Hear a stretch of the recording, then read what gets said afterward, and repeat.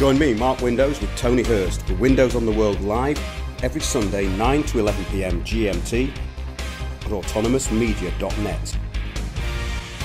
I think our show sort of covers everything, and we have talked about sort of parapsychology in the past.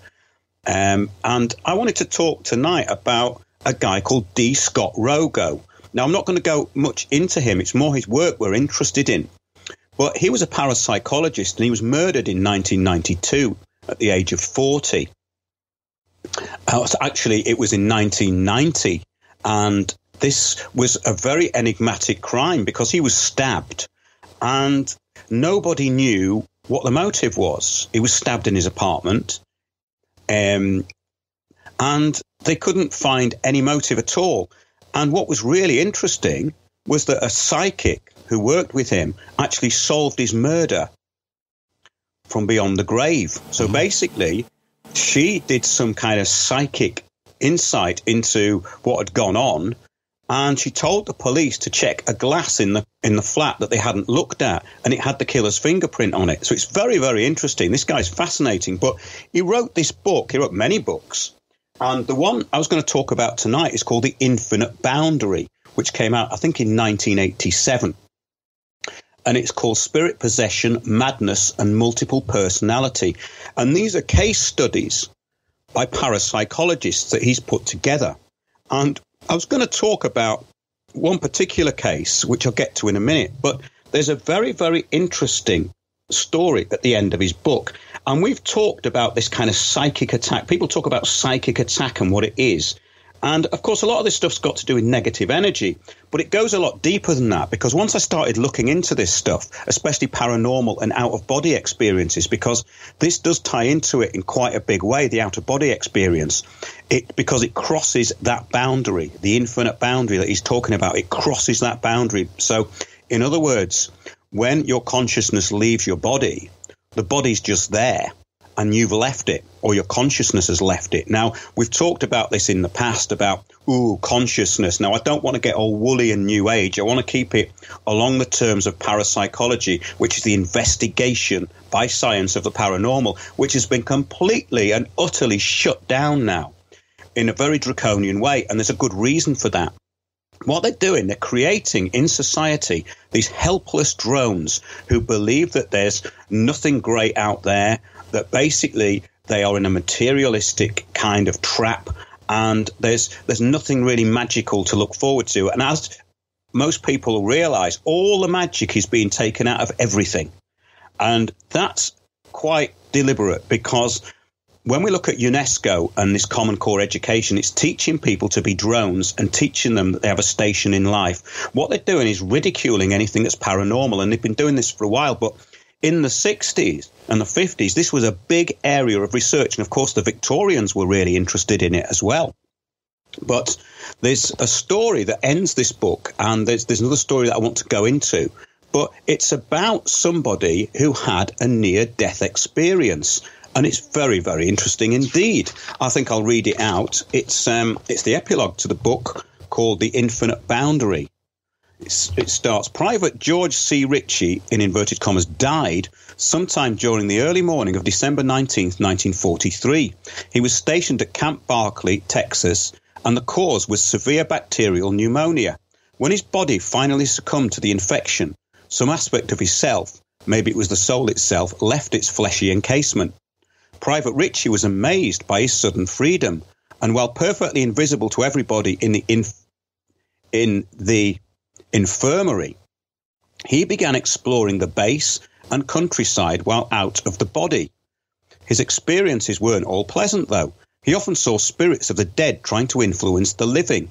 Now, this is very, very interesting, because I've had similar experiences myself, Tony. I had an out-of-body experience, and I visited a friend of mine, and I was in her flat, and she had ghosts all around her. And I told her about this, obviously, when I'd come back to the mortal coil. And she said, well, psychics have always told me there's ghosts attached to me, but I could see them. So it's really fascinating stuff, this. It carries on. They were unaware that they were dead and could be neither heard nor felt. Later, the young soldier found his way to a dingy bar where sailors were getting drunk. Spirits of the dead hovered close by the drinkers. Private Ritchie could tell the difference since a bright aura surrounded each of the sailors. Then I noticed a striking thing, wrote the former private. A number of the men standing at the bar seemed unable to lift their drinks to their lips. Over and over I watched them clutch at their shot glasses, hands passing through the solid tumblers, through the heavy wooden countertop, through the very arms and bodies of the drinkers around them. And these men, every one of them, lacked the aura of light that surrounded the others. These were unpleasant, earthbound spirits trying to enjoy the liquor being drunk by the sailors. It was obvious, continued Ritchie, that these living people, the light-surrounded ones, actually drinking, talking and jostling each other, could neither see the desperately thirsty disembodied beings among them, nor feel their frantic pushing to get at those glasses. Then Private Ritchie saw what happened when the drinking went beyond control. I thought I had seen heavy drinking at fraternity parties in Richmond, but the way civilians and servicemen at the bar were going at it beat everything. I watched one young sailor rise unsteadily from a stool, take 2 or 3 steps and sag heavily to the floor. 2 of his buddies stooped down and started dragging him away from the crush. But that was not what I was looking at. I was staring in amazement as the bright cocoon around the unconscious sailor simply opened up. It parted at the very crown of his head and began peeling away from his head, his shoulders, and instantly, quicker than I'd ever seen anyone move, one of the insubstantial beings who had been standing near him at the bar was on top of him. He had been hovering like a thirsty shadow at the sailor's side, greedily following every swallow the young man made. Now he seemed to spring at him like a beast of prey. In the next instant, to my utter mystification, the springing figure had vanished. It all happened even before the 2 men had dragged their unconscious load from under the feet of those at the bar. 1 minute I'd distinctly seen 2 individuals. By the time they propped the sailor against the wall, there was only 1. Twice more, as I stared stupefied, the identical scene was repeated. A man passed out. A crack swiftly opened in the aura around him. One of the non-solid people vanished as he hurled himself at that opening, almost as if he had scrambled inside the other man. Now, this is really interesting because I've always thought that there was this connection with heavy drinking and drug taking and possession. And of course, it goes into schizophrenia. And over the past, 10 to 15 years, I started really looking closely into it. I'd seen ghosts before, but I'd never really experienced this kind of psychic intrusion.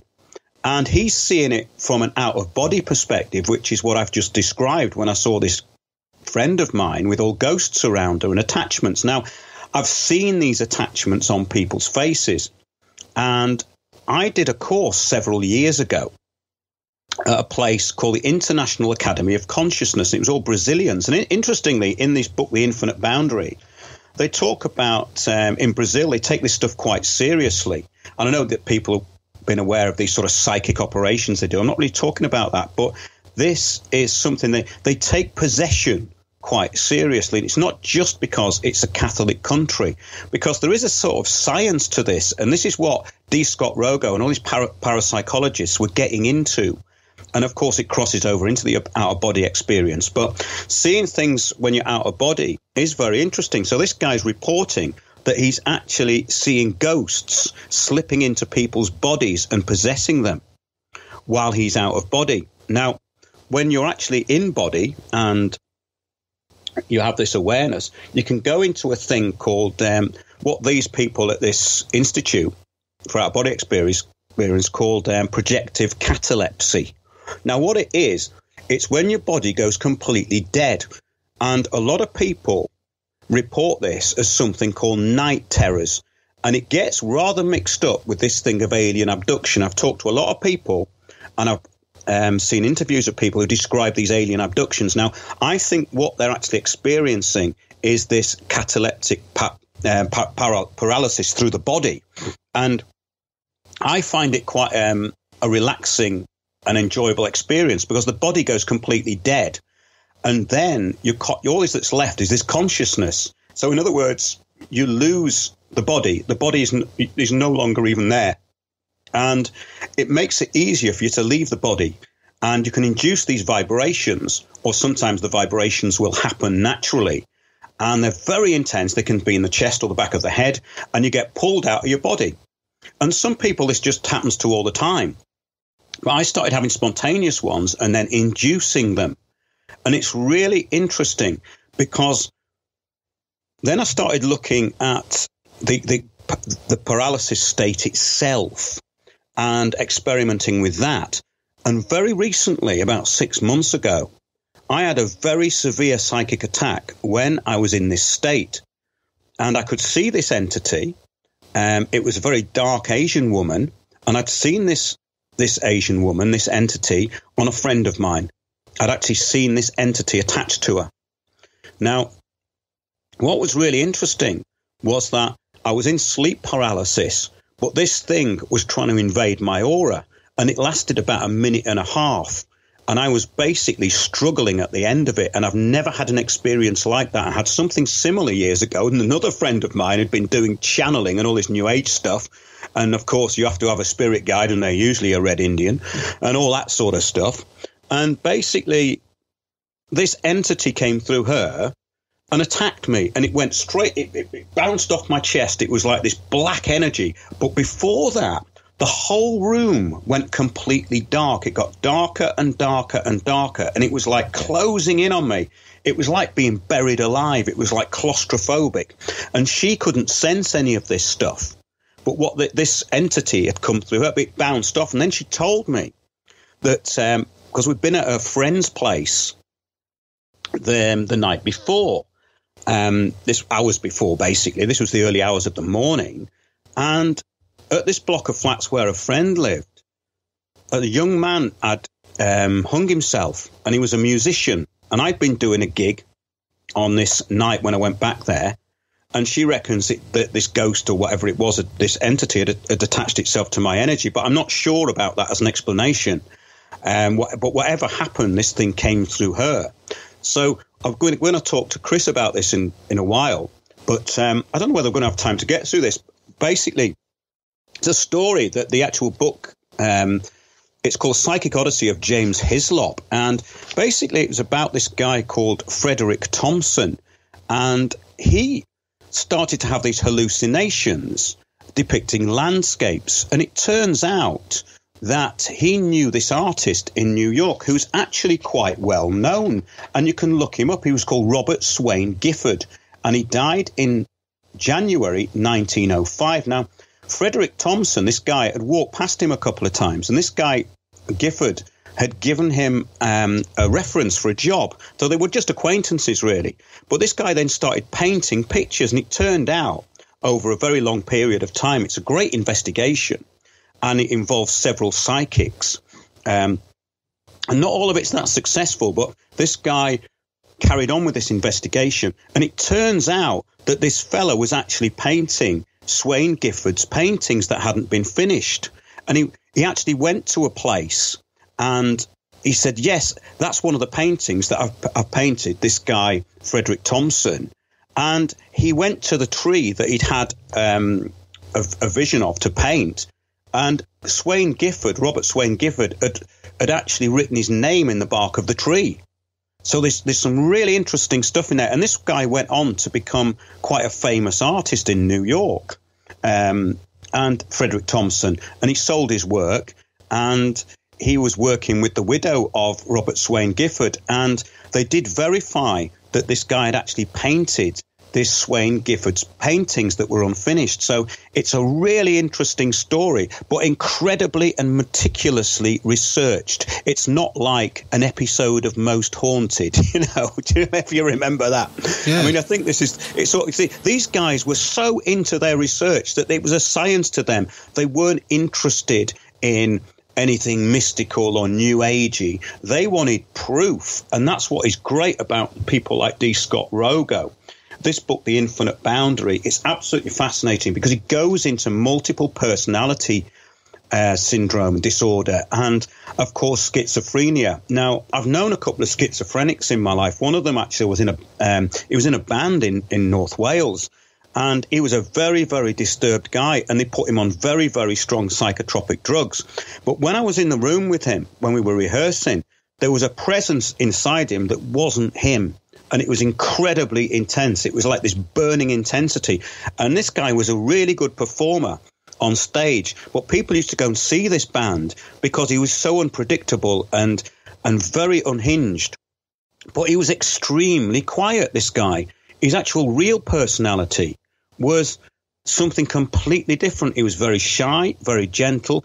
But when he played, and his playing was kind of weird, it was kind of discordant, really. It was a lot of jazz stuff, but it was very, very it wasn't pretty melodically. It was quite stark, and he had this intensity about him that was quite worrying. You felt that you were in the presence of something quite powerful, but it wasn't like a normal kind of ebb and flow of energy, which you get with people when you're working in music. You'll get a very concentrated field of energy going while you're working on something, and then it'll go and you'll relax, and then you can focus again. With this guy, often he had this very intense aura about him all the time, and unfortunately he committed suicide a couple of years ago. A friend of mine told me in North Wales. But I found it very interesting. I was started to talk to people who'd studied this schizophrenia, and the people who were looking after schizophrenics said it was a completely enigmatic illness, and nobody really knows what it is, because all of a sudden these people hear voices and they're not themselves anymore. It's a very, very interesting thing. But in medieval times, they always equated this with demonic possession. And I've been talking to a lot of people over the past couple of years about this. And once you start scratching the surface, this is actually a really common thing. It's not something that people really talk about. But if you start bringing it up in conversation, people will often tell you the most strange things that have happened. So, in other words, the paranormal is not outside most people's experience. It's just not recorded within their experience. They often don't take any notice of it. And so, yeah, I've just dug this book out today, and I intend to go through it a bit more. I don't know whether we'll have time to go through this whole story, but that's basically in summation. And at the end of it, they're basically saying that, yes, this was one of the strangest kind of scenarios, because this guy didn't have any painting experience. He'd never trained as an artist. And he got to the point he was obsessed. But the problem he had with it all wasn't that he was sort of like, channeling this and making a few quid out of it and painting very similar paintings to this guy. He was actually getting very, very disturbed by it, as though he'd been taken over. And that's why I think it's quite important with what's going on to actually be able to be aware of this stuff, because I'm seeing more and more of this kind of unhinged personality around. And I strongly believe that a lot of this encouraging children to be sort of transgender is going to add to this a lot, because there's cases in this book about gender dysphoria. The book starts with that. And again, with a very interesting story, this guy was convinced that he wanted to be a woman. And then all of a sudden, there's some interruption he goes and sees a priest. And this priest says, you need an exorcism. And after the exorcism, he just turned into a bloke, and he never even thought about it again. So there's something really interesting about this, and is part of this agenda to destabilize people, to bring more and more of this stuff on. I mean, this sounds a bit wacky, but there's a bigger picture to everything. And what I'm seeing is a lot of mental illness in the young now. I mean, when we were at school, like we were saying, Tony, we'd have quite a bit of banter, wouldn't we? And you'd get a bit of a thick skin after a while. Yep. And you'd be allowed to sort of insult each other and all this sort of stuff. But now this cult of hurt feelings, it's creating absolute narcissists. And what I'm seeing a lot of is young people self-harming. But a lot of it is actually about narcissism. It's like they've been taught this behavior. So there's a really evil agenda behind the whole thing. And, of course, the Common Core thing, which stops them actually getting in touch with their higher selves. Because, obviously, this stuff about the higher self is the most important thing. And in my view, that's what psychology and psychiatry is all about shutting down. I'm not talking about parapsychology. I'm talking about Freudian psychology. They're trying to kind of take it into a different direction. I don't want to go too much into that because obviously it's a detailed thing, but I think there's something really, really bad going on here. And I'm starting to see it affecting a lot of people. I'm starting to see more mental illness than I used to see. Now, the other interesting thing is often when you see homeless people who are in a bit of a state, they often have entities attached to them. And you have to feel sorry for them, really. And this is another thing, that there was a guy, and I think he's called Dr. J, and there's a YouTube video, and it's called Demons Are Real. And it is absolutely fascinating. This guy trained as a psychiatrist, and he was saying that he believed that schizophrenics were, he couldn't understand it because the schizophrenics would stop taking their drugs and they would get into a terrible, terrible, debilitating state. And whatever was eating them would just take them over, and they would get worse and worse and worse, and they would deteriorate and deteriorate and deteriorate. But a lot of them kind of seemed to enjoy it, and he could never understand it, why this happened. And it was a guy that he knew, and he gives this example of this fella who was very successful. He was an investment banker, and he had loads of money. He was really, really successful and quite young. All of a sudden, he got possessed or developed this schizophrenia, and he went on this downward spiral, and he ended up just eating out of bins. And this guy's interviewing him, said, but why? Why did you let yourself go like that? He said, well, I got to enjoy the voices. I like them. They're my friends. The voices are my friends. But the voices destroy you. So you have this very strange situation with schizophrenia where the invading entity is destroying the host, but the host is kind of enjoying it or becomes dependent on it. And he makes this point quite strongly in that interview. Also, he goes to a psychiatric hospital and he says something which I've never heard before. He said there was a fella in there who was a schizophrenic, and they were tasering him. They were trying to get him under control. He was fighting off these guards, and they couldn't do anything. He had superhuman strength, so they locked him in the cell, and he goes in, and this guy was basically his psychiatrist. So he goes and said, yeah, what's the matter? You know, what's the matter? And the guy said, they're here. Can't hear them, they're here. And what was happening around this guy, this psychiatrist says, is that there was actually physical bangs, electrical bangs going off outside this guy that he could hear. So there's this paranormal stuff, when taken to extremes, I think is extraordinarily powerful. And that's why in the forthcoming weeks, I'd like to go into more examples of it. But I think we've got our friend on now. Have we got Chris there? I believe we have. Are you there, Chris? Fascinating subject, this. It certainly is. I'll just check. Yes, I'm here. Can you hear me? Yep. Yes. I've been talking to Chris a bit about this because we've had mutual experiences that are quite similar. And that's what's fascinating, because when you get somebody who you can talk to about this, you can start putting things together. And all this psychical research was stuff, I was into it for such a long time. And you were talking to me about certain people that you've noticed have had this sort of almost possessed kind of demonic way about them, weren't you, Chris? That's right, yes. I have a relative who I believe married a psychopath. It's a long story, and you'd need a complete series to go to cover it all. But very briefly, this relative, over a long period of time, gradually changed and became sort of it was almost as if she had the devil inside her, and it was like a multiple personality. And what happened? She married this psychopath, and the psychopath used to speak through her. So what he would do is, for instance, if he wanted to say something, his whole world was that everybody is horrible and everybody is vile. That was his attitude. Nobody does a favour unless they get something out of it. And I had a situation. I was going to actually mention, Mark, about that situation where I met that person in the street. Would that be okay? Yes, of course. Yeah.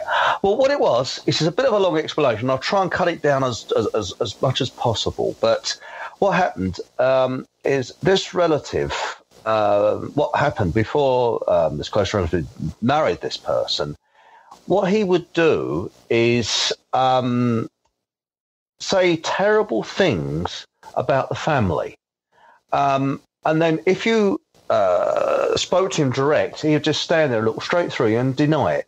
For example, he later on, when they were married, he accused myself of actually breaking in his house, and that my father, who had a key to their house, that my father had actually made a copy and given the copy of the key to me. And well, what actually happened is that my relative, they got married, and my family are very sort of, if you're passing, you pop in, and we're all sort of happy, and there's no problem. But this person that she married, his family were very, very strange, very odd. Let's put it this way: I used to call them the Addams family. And the Addams family, it wasn't Uncle Fester under the stairs, but it was very close, let's put it that way. Well, what happened, I went to Cambridge for the day when they were first married, and I was coming back through the village where they lived. And I thought, I'll pop in and see them. And it was a Saturday, and it's a boiling hot July day. And when I got there, they were out shopping, and they had a bottle of milk on the step that was turning to yogurt. And I thought, oh dear, what can I do? There's no bushes where I could hide it. I thought, I know what I'll do.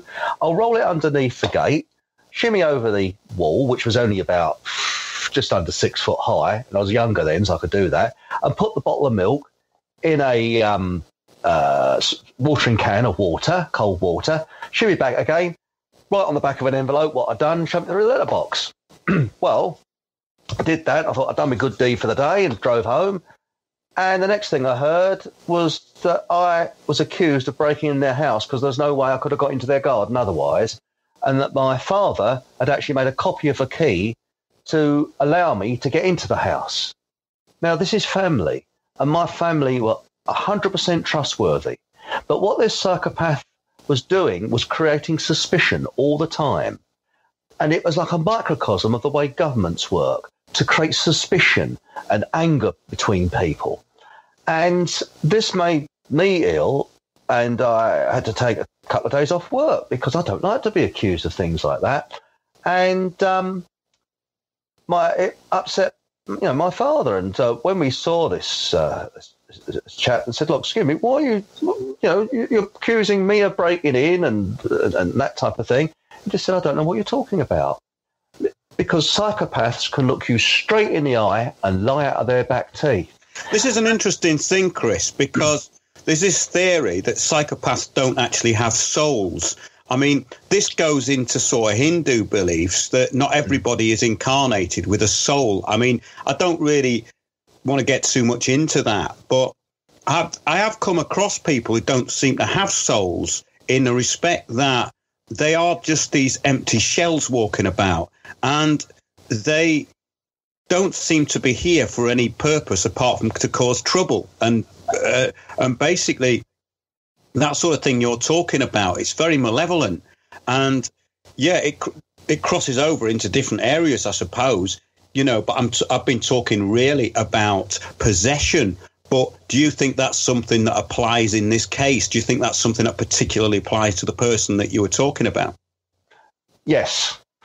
If I could go back a few years before these people were married, very quickly, I won't make it as long tooth as last Pete, but what happened is I was accused of spying on them and looking through the window and actually looking around the door and looking at them whilst they were courting.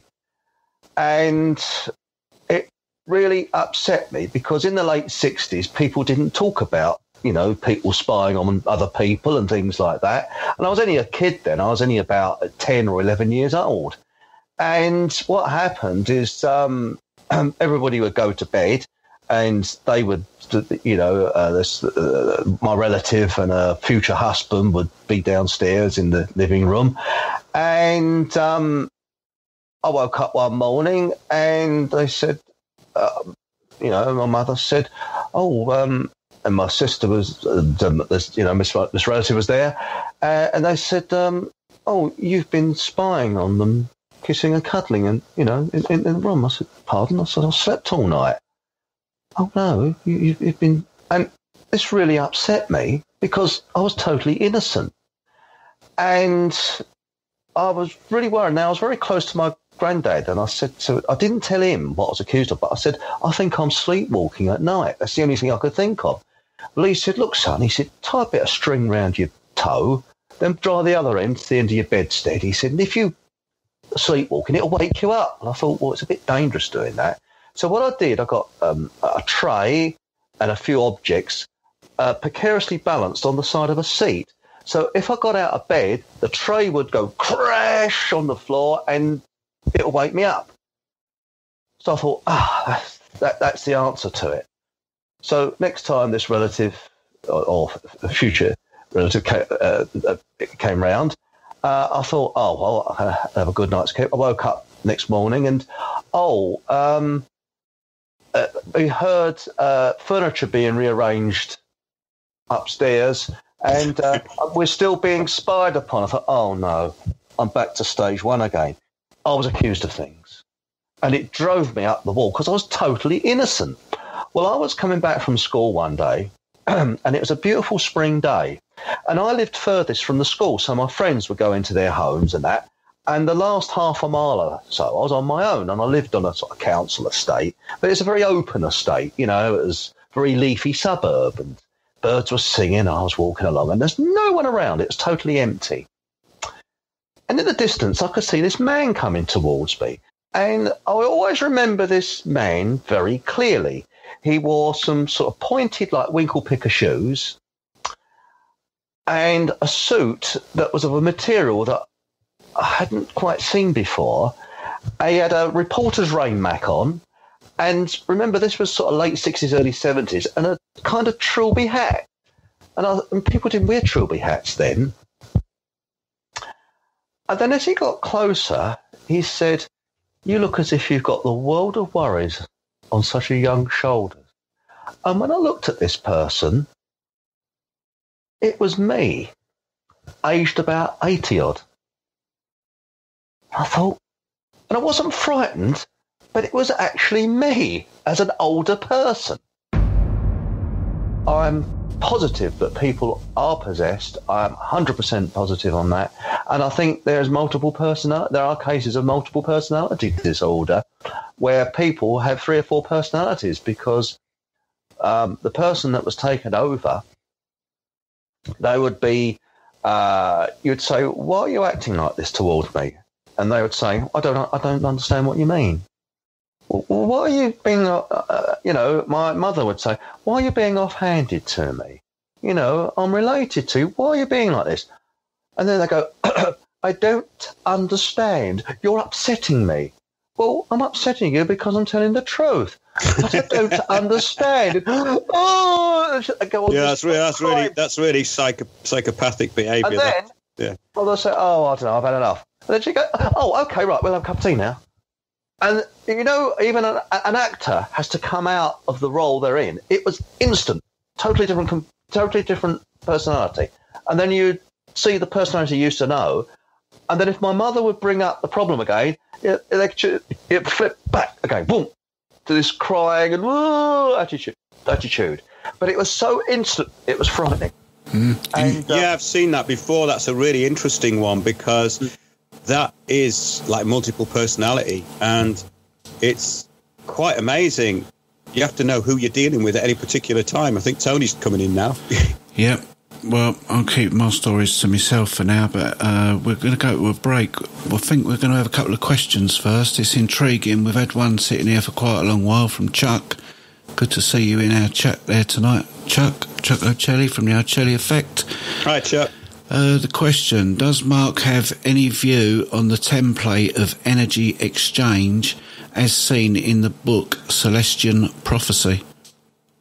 Yeah, I read all that, the Celestine Prophecy and all that sort of stuff. I think, to me, it's New Age candy floss. I don't want to be hard on it, but it's not really what we're talking about. All this sort of empathy stuff between people. Yes, it does work.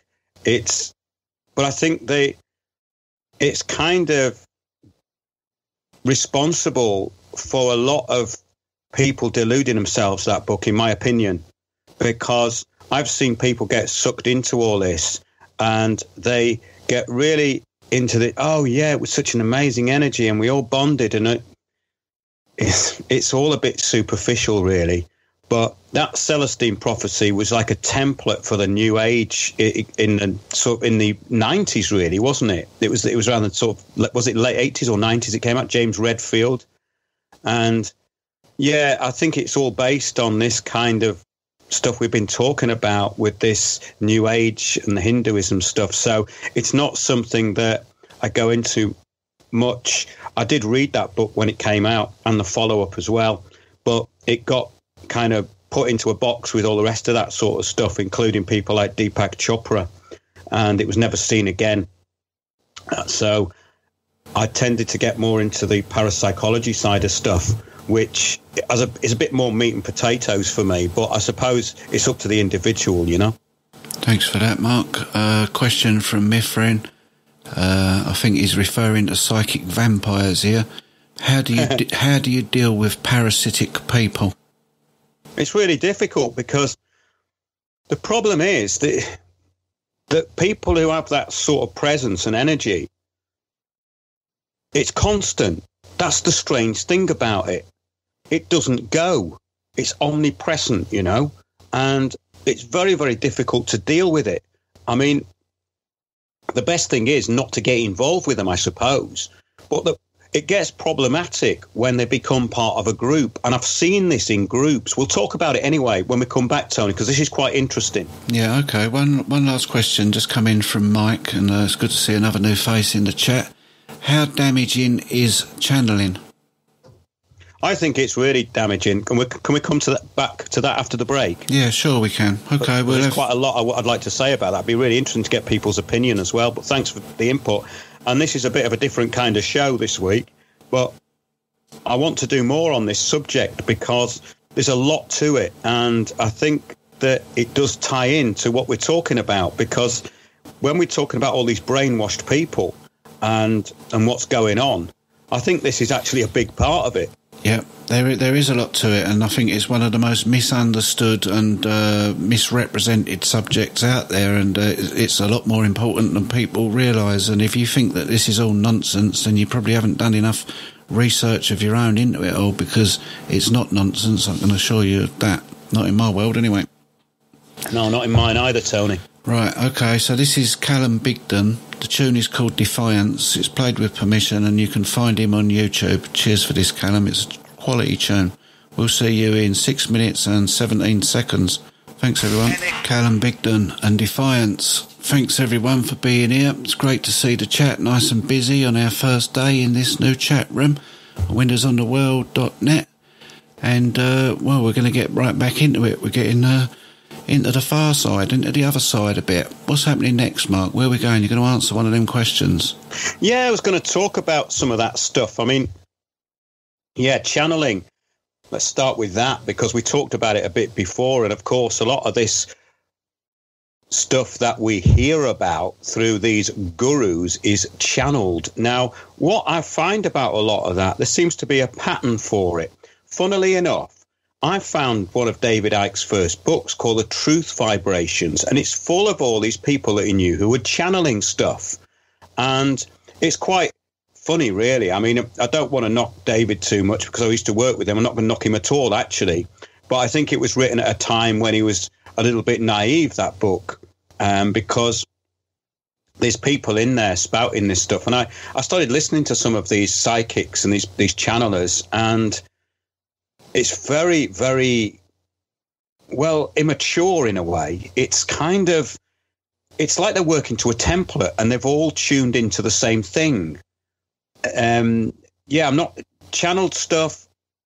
I've bought books that, channeled information, and I'm thinking, where's the information? You know, there's a lot of speculation with it. And that channeling, I think, is really dangerous. Yeah, I think it is really dangerous. I don't agree with it at all, because how do you know what you're channeling? You don't know what what you're channeling at all. No, you've got to take the word of whatever it is that's coming through for being what it is. How do you disseminate that? And as I've said to people before many, many times, there's more deceit in those worlds than there is in this. So watch out. Much more. I think that first, you've just brought up something really important, Tony. That first layer we're talking about, which is this interface between us and the ether, if you want to call it that, is where a lot of these lower dimensional entities are.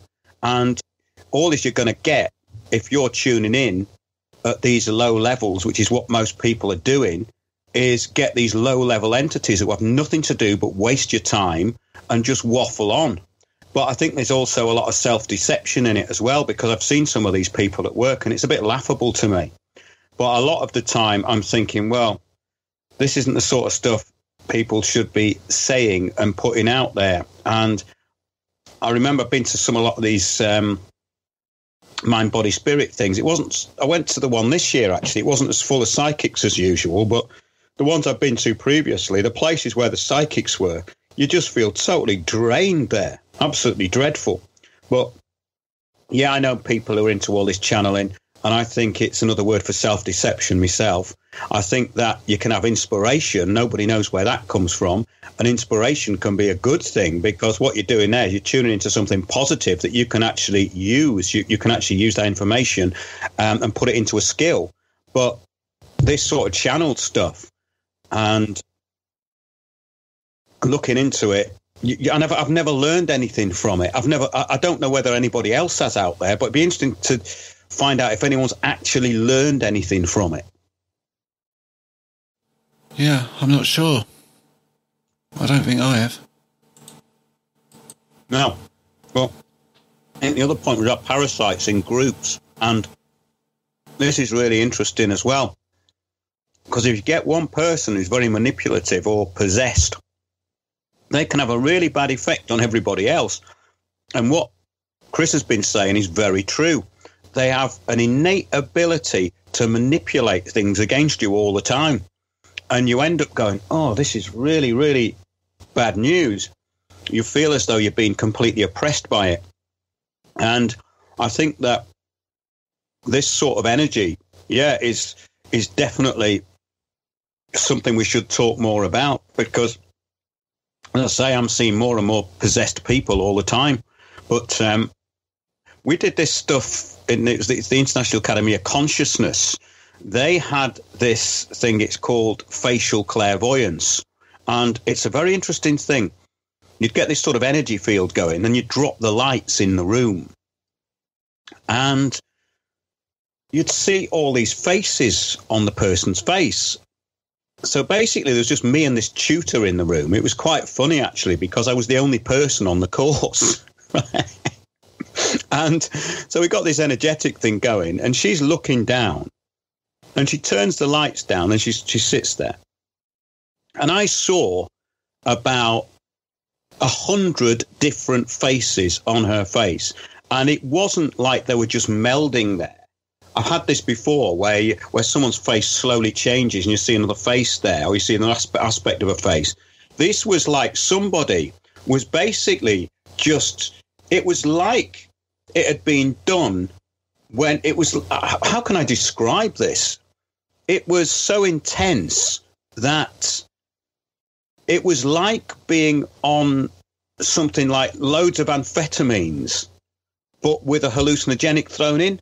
So it was like, it was going bang, bang, bang, bang. And these faces were just going one after the other, one after the other, one after the other. Then there were, some of them were coming back again. And they all looked really primitive and disturbing. There wasn't any nice ones there, you know. So I said to the teacher, I told her about it. I said, that's actually really freaked me out. She goes, oh, don't worry, they're the helpers. I said, I'd hate to see the enemies then, if them are the helpers. I mean, I don't think they knew what they were doing, really, these people. You know, they have these sort of ideas of it and they interpret it. But that was really interesting because I tried it again with another teacher and some of those entities were still there, but a lot of them had gone. And I can't really explain that. I mean, I've looked at this facial clairvoyance thing. A friend of mine, when I had the out-of-body experience I was talking to earlier on, who said that she had ghosts around her, she actually shapeshifted in front of me, and that is bizarre. That is very bizarre.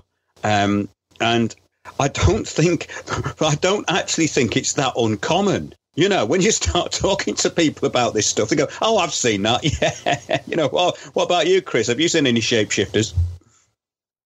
Well, I haven't really seen any shapeshifters as such, but I can tell you one thing. When you're in the presence of these, so we call them psychic vampires, you also start to attract psychic vampires because like attracts like. I don't know whether you found that, Mark. You're in the presence of these people and then suddenly you're attracting more. It's like a magnet. You've become a magnet. And I had a very odd experience where I met a girl who was very quiet. She's one of these people. I think she would only say one word that was any less. She would say the least possible. She didn't speak much. And of course, as a person that likes to yak, it was terrible. And nowadays, I wouldn't even think twice of going out with such a person. But what happened? Now, this is very strange. 100% true. I went with this relative and then husband, and the girlfriend I was with on a day trip to France. And we was on the cross-channel ferry. And me and the relative, we needed to go to the loo. Well, I don't normally go to the loo with other people, but my relative was female, I'm male. We went into separate loos, but that's another. When we came back, we looked around the corner, and there's her husband sitting. You know those seats where you have a table in between and you can face each other? There's her husband sitting there just like a mannequin dummy, not blinking, looking straight through my girlfriend, who's also sitting, ex-girlfriend, I hasten to add, not blinking. And it was eerie. They were just seated opposite each other, looking right through each other without any facial expressions whatsoever. And this weird relative could actually look at you without blinking, would look straight through you. And it was about a minute, and they're just sitting there, stationary, like with like. And I've often said this to people, if you wanted evidence that alien life lives on Earth, that would have been it. We were talking about all those New Agers crossing science and spirituality, and that this was all kind of the delusion of the New Age. But what I liked about parapsychology is that they were really trying to nail it down. And D. Scott Roggo and this parapsychologist Charles Tart, is still around. These guys still talk, but you never hear of them because they're not fashionable. They're not New Age fashionable gurus. They're guys who get on with it quietly, do it in a very sober way, but that isn't going to appeal to the New Age crowd, isn't it? Because you need beards and sticks and silly costumes. And a great example of that is Glastonbury. You know, it's like a load of extras from Lord of the Rings wandering around. And I think that it's kind of interesting because that New Age thing, I've really turned away from it a lot because a lot of the people who are involved with it are completely and utterly deluded, but on a level that is beyond childlike, you know. So I think a lot of this kind of channeled stuff, I was reading it last few days, actually. It's from several sources. And yeah, it's like it comes out this. It's like it's got a self-consciousness about a lot of it, actually, if you know what I mean. So what do you think of channeled information, Chris? The same as yourself. I think a lot of it is, well, I don't know. Have you ever seen that? It's years old. Patrick Moore, I think. Was it Patrick Moore? It's Sky at Night bloke interviewing a fella that could channel to aliens from the planet Venus. It's hysterical. Yeah. It really is hysterical. I think that it's a lot of people with a very overactive imagination. And there's so much of it about, isn't there? There's like loads of it about. Well, you know, I mean, it's a bit like what I've said about UFOs. Now, I do believe there's UFOs, but it's being used like a religion, and it's used by the powers that be. I did a video on it that to actually push people's attention away from the facts. And that's what most religions do, is to push people, to control people. And you go on, you put UFOs onto YouTube and you get no end of fake films, people... Yeah, that's an area of interdimensional stuff that I think is actually quite dangerous, because there was somebody, I won't mention any names, but there was somebody who's well known in that community, if you want to call it that, and he has a lot of followers. And I think I know what you're going to say. No, well, we're not going to mention any names, obviously. I understand. But this lady I knew, she was a sort of experiencer, or a contactee, they call them. And this is, again, interdimensional stuff. She reckoned that she was being contacted by these aliens. Now, this is interesting, because if you go back into medieval times, they would be described as demons, right? They wouldn't use the word aliens, extraterrestrials. They always referred to these things as demons. And I think that's possibly what they really are, because nobody who gets in touch with these aliens or has these so-called abductions ever has anything good happen out of it. It's always detrimental to them. And I'm not talking about the Ashtar Command and this nonsense. I'm talking about the people who've actually had these direct experiences. And I think some of them are really interesting. Obviously got the Roswell thing. There was witnesses. A lot of people saw that. That was definitely a cover-up. RAF Bentwaters, that was definitely a cover-up. Rendlesham Forest. And if you read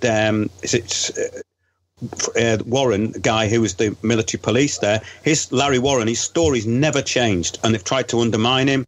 But none of it is positive. It's all very, very negative. And this lady had been in touch with this guy who's big on the UFO community, and her daughter met somebody, and I think this guy was pushed on her because her ex-husband had been quite high up in the military in another country.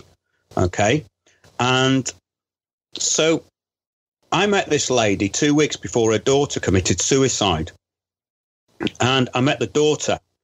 And then I found out that the daughter had jumped from a 7-story window. And what had actually happened was she'd met this guy in a pub, and she'd come under some kind of mind control. And she started seeing and painting monarch butterflies. Now, I don't know that much about the monarch mind control program, but obviously that's something that people allegedly do. They start painting or drawing these monarch butterflies. And she started painting these butterflies. And she told her mother that she was under some kind of psychic control. And this guy had been talking about her upstairs. And she'd already come back once and been put in hospital because she fell down the stairs after an argument with him. But she went back.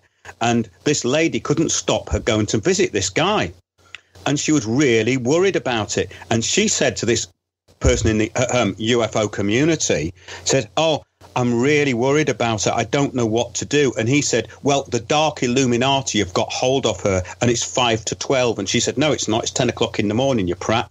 So she was really not taking this on at all. But the emails, and I've got them, got more and more sinister. And he said, "You have to come to my control completely. You have to listen to me and nobody else." Get this, yeah? Total mind control kind of psycho behavior. And said, "You have to do exactly what I tell you. Otherwise, it'll be too late for her."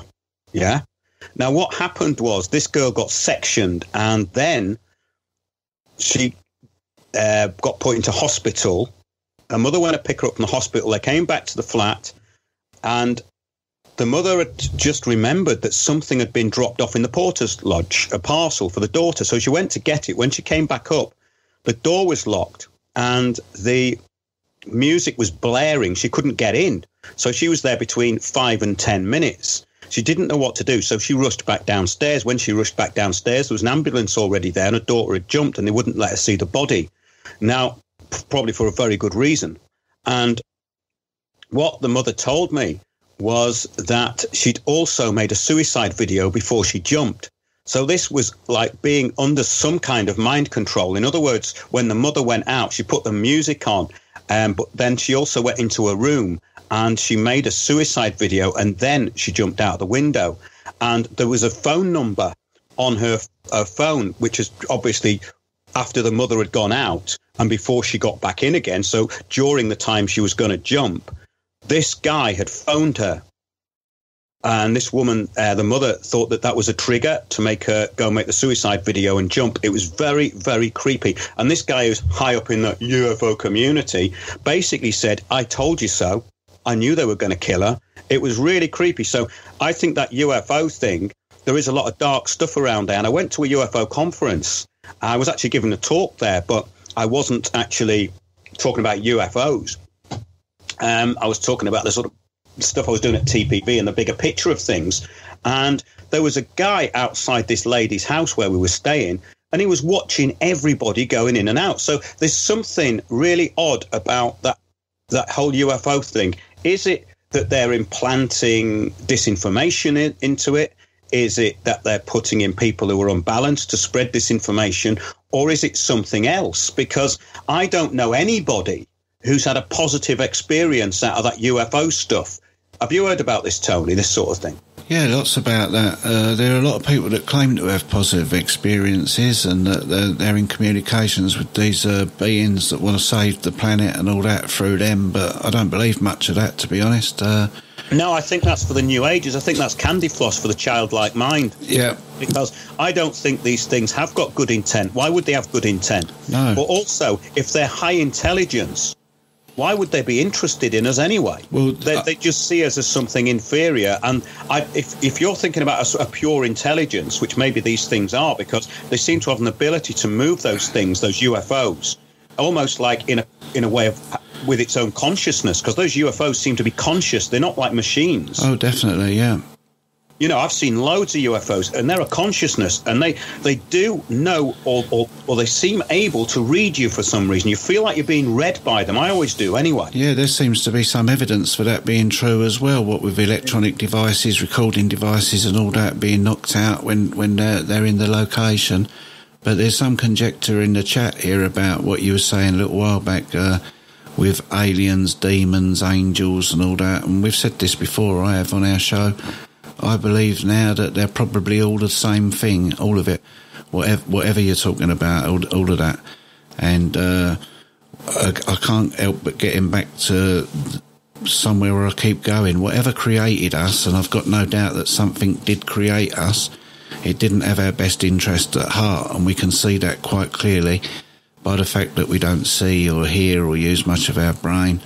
And, you know, I'm quite tired of keep saying it, but you know, we're so geared down that whatever created us did not have our best interest at heart. No, I strongly believe that, Tony, and I was very much into the work of Lloyd Pye and looked into it a lot myself.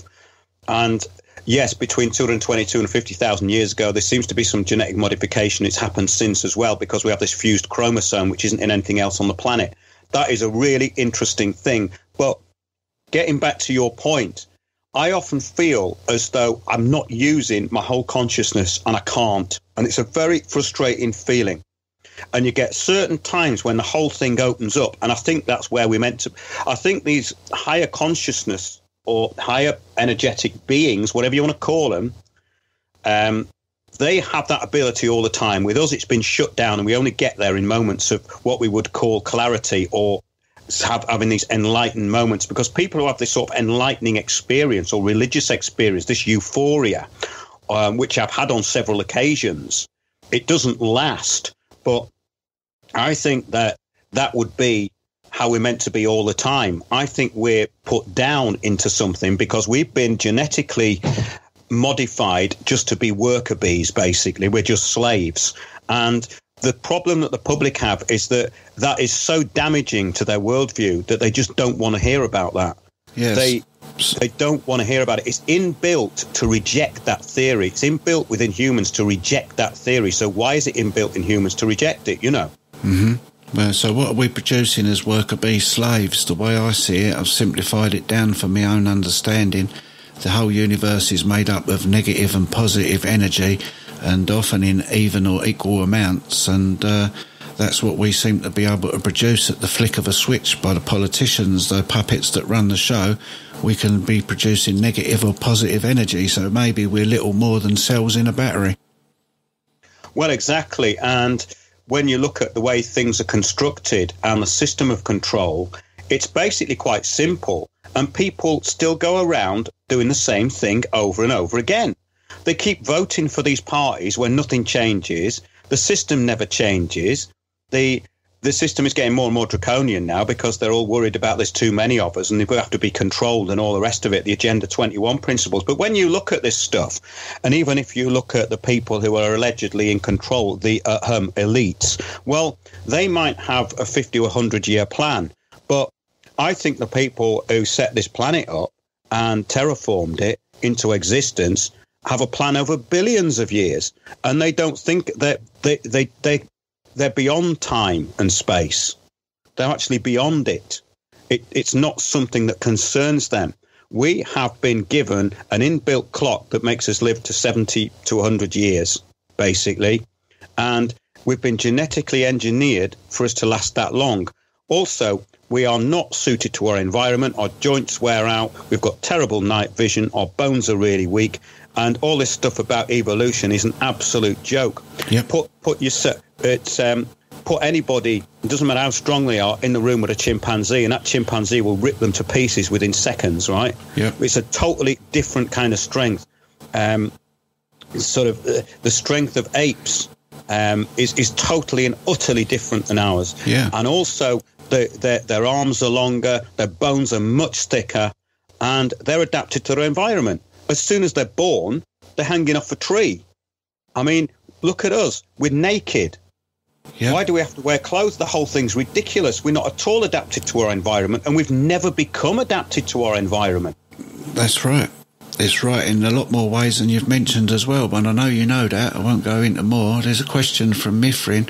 Why is it that we are able to accept these things and the rest are not?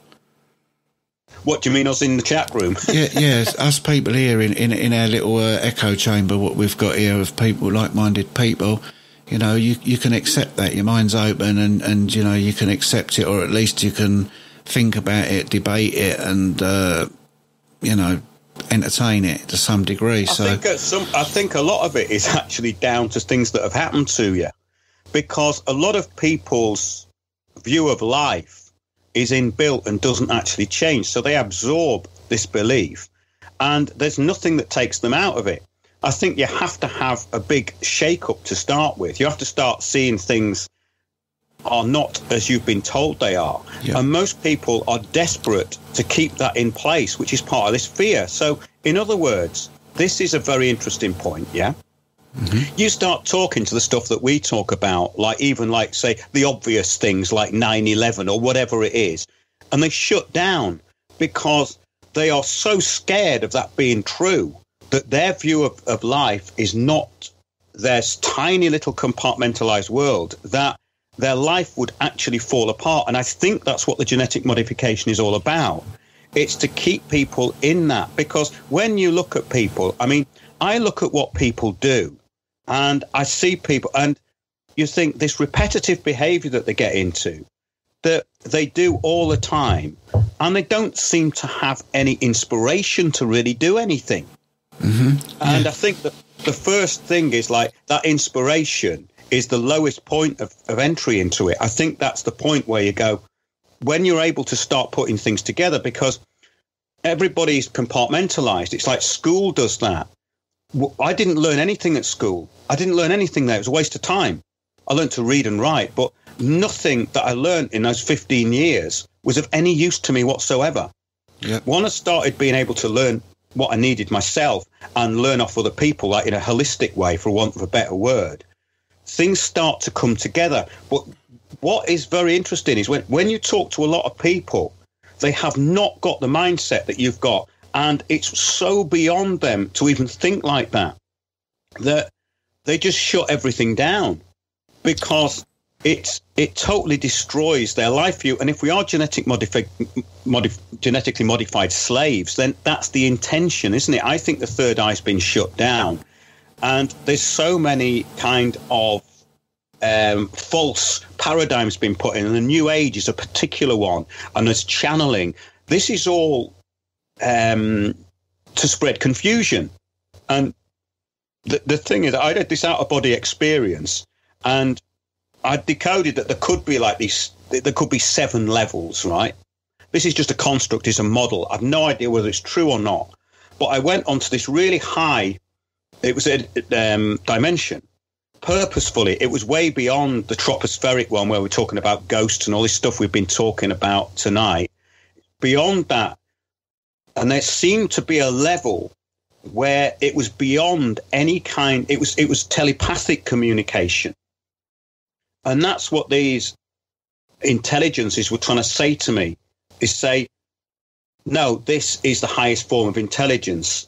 We know everything, and everything that you think is being relayed all around. Everything is being picked up at the same time. In other words, we don't have to go, oh, so how are you, Tony? Well, today I'm feeling a bit like this. Oh, really? I was feeling like that yesterday. In other words, you just get, there'd be a meeting of minds and everything would be known straight away. Yeah. Do you see what I mean? Yeah, and that would make intention very important, because then the mind would just be focused on intention. I want this to happen, so therefore it'll happen. And what we're taught to do is block our intention. Indeed. Yeah. So, however, that's probably a little bit philosophical, but it's the best way I can explain it. Yeah, so it's a good explanation, and to break that down a bit, it's a combination of willful blindness and cognitive dissonance that each of us individually accumulate through our own personal life experiences, right? And I think it goes beyond that as well, though. I think that might account for a lot of it, but just as we've got really extremely talented musicians, fast runners, excellent athletes, people that stand out in all different ways, I'm pretty sure that the mind does that as well, because I know mind academically is far inferior to many other people's minds, but in other different areas I'm pretty good with my mind, right? So our mind, just like our bodies, you can be gifted with a certain type of mindset, say. And I believe that many people, like, I'm going to guess that at school you're saying that you didn't learn anything there worth knowing, and I'm of the same opinion. And I believe that you probably was like me, that you actually knew when you was there that you was wasting your time and you wanted to be doing something else. Am I right? Yes, absolutely. Right. And also, because maybe you was the same as me with religion as well, when they was doing them prayers and the hymns and all that, and you didn't want to stand up, you didn't want to participate. From a young age, you thought, this is nonsense, I don't want to do it. Am I right? Yes, but what I saw through with that was the way they were doing it in this kind of mechanical way, because it wasn't really going to have any impact on the ether, the way they were doing it. There was no intention involved. It was all mechanical. And that's part of the schooling thing, is to make you mechanical. And that's what Chris was talking about. And the ultimate kind of result of that is these kind of horrendous drones that are probably haven't got souls, that he was talking about, you know. But they're probably the next stage of evolution as far as the controllers go, you know. They seem to want to get rid of all the quality of everything. And even looking at that book that we started off with, The Infinite Boundary, the actual depth of research in that book is astounding, really, compared to what people would do now. And this was only it was written between the 70s and the 80s, this book, but a lot of this stuff came out of the 60s and the 50s, really, and a lot of these case studies are older than that. But the actual attention to detail and the scientific analysis and using control and all the rest of it and doing it in a really scientific kind of way is something you just don't hear about anymore. And I think all this New Age stuff has wiped that out. It's all become about narcissism, and it's all become about the cult of me. And again, that's all part of the control blanket, really, isn't it? You know. Yep. Yeah, nice answers anyway, and I don't think we're not going to have time to play this clip from the Saint Germain channeler, but I do believe it would be a lot better for people to actually watch it as well, though, to be honest. They should get onto YouTube and check it out. Type in channeling Saint Germain. If you want a giggle, it's absolutely fantastic. And there's this woman there, the host is taking it really seriously, and it's hilarious. It is actually hilarious. But that Saint Germain thing is another major con. I mean, that gets mentioned a lot by these channelers. And, of course, then, Saint Germain could have been... Francis Bacon seems to have done, like, so much, you know. He was involved with writing the Shakespeare plays. He was seen here, he was there, he was Saint Germain. He's like, he must have been very busy, that fella. Yeah, he was. Wasn't he responsible for the... was it the American Civil War and the French Revolution or something like that, apparently? Saint Germain. Well, yeah, this character. There's a great one, actually. It's got Leonard Nimoy in search of Saint Germain. And basically, they tell you in this sort of documentary thing that it is just nonsense, yeah? And it's all hearsay. There's no basis for any of it. Yet his name crops up time and time again. Just put in Saint Germain on YouTube if you want to giggle after the show. Yeah, do that. We're running out of time now. I'm wondering, Chris, have you got anything else that you want to add before the end of the show? Well, yes, thanks. What I've often believed, what I do believe actually, is that psychopaths were put on Earth to keep the population down. Because there's a very I won't mention his name, but there's a very leading expert on psychopaths, one of the leading authorities on it, who's come very close to saying that they're not human. And I don't think they are human. Okay, because you want to round up with anything then? Because I think we're just about done for today, fellas. No, it's great, Tony. And yeah, we're here at windowsontheworld.net now, and we're going to start working on the show and putting some more ideas in, aren't we? That's the idea. Yeah, we're going to revamp the website over the next few weeks, and we're going to add some new features, get some video bits and pieces done, and work on some quality stories for you, and get on with it. So, looking forward to next year and looking forward to working with you. Okay, right, yeah, that was a fascinating show tonight. I enjoyed that. Thank you, fellas. Thank you. Thank you, Chris. You very much. And hopefully we'll see you again on here sometime, Chris. Cheers to everyone for listening. We'll be back at 9 p.m. next week. That's UK time. Cheers, everyone. Have a great week. Yeah, thanks a lot, everyone. Cheers. Join me, Mark Windows, with Tony Hurst for Windows on the World Live every Sunday, 9 to 11 p.m. GMT at autonomousmedia.net.